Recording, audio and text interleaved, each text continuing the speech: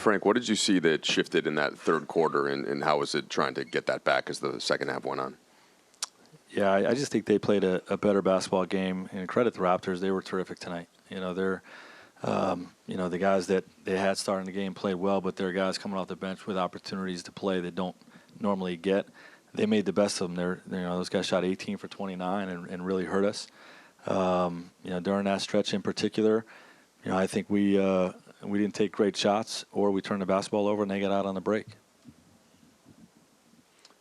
Frank, not sure your transition defense has been exploited like that yet. Was that just kind of the Raptors being active, or did you see some maybe guys not getting back? Yeah, they're the best, fastest team in the league. Fast break points per game. We knew that coming in. We knew we had to execute offensively, and when we didn't, it was going to be a run out that we couldn't recover from. And we've been showing great effort in transition defense and getting back in sprints and trying to make recovery plays, but that wasn't always there for us tonight, and it cost us.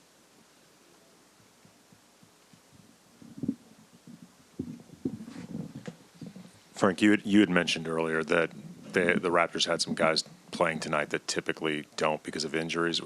On short notice, can that be difficult in some ways to prep for, just when you don't have a real template for how they play? It can be, and like I said, credit those guys for stepping up and playing a really, really good basketball game.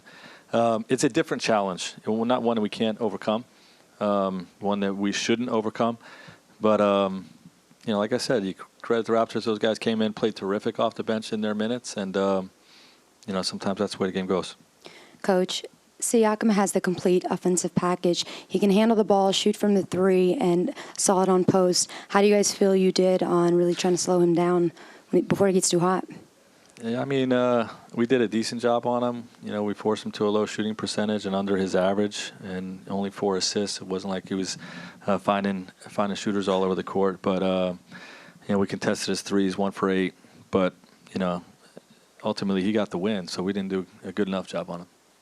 Frank, you mentioned some of the offense and then obviously the transition defense. What's the relationship between those two in terms of the offensive execution and performing in that way?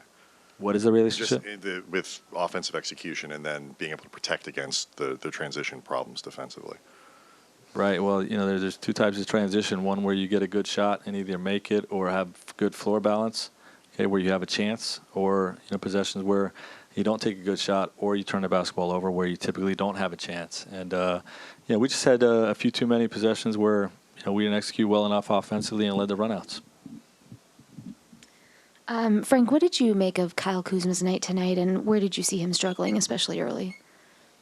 Yeah, well, he's still finding his way. You know what I mean? Just offensively, within our system where his shots are going to come and, playing the game the right way, being assertive but not too assertive.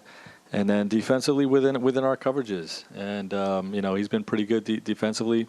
Up to tonight, had some good stretches tonight. But, he's still in the process of getting his legs under him, getting his rhythm and timing on both ends of the floor. Frank, did you see things tonight that worried you? Can you write this off as, hey, just a great game by Toronto and, get back to where you'd been? Yeah, we saw that Toronto's a really good team.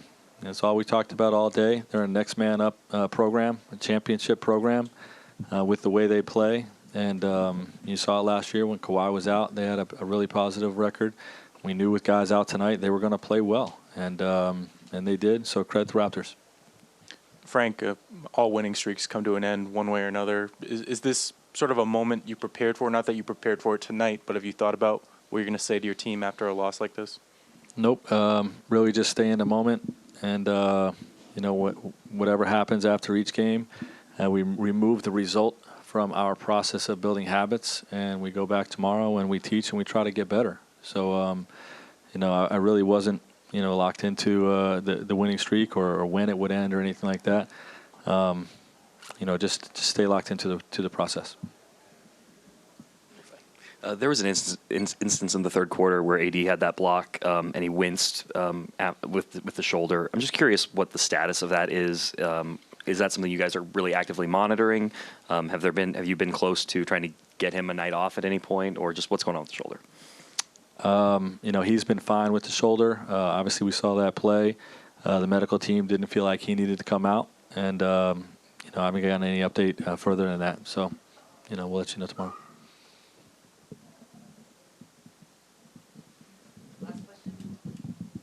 Frank, I spoke with Rondo earlier. He says he feels great, but when do you expect to see him there in the lineup? Hopefully soon. He's day to day. He's picking up his activity, and with each day that he picks up his activity, we got to make sure that there's not pain and soreness after that enhanced work, and then then it's about making sure that he's in the right condition. By playing 5-on-5 full court as much as we can, and then he'll be ready. But still day to day.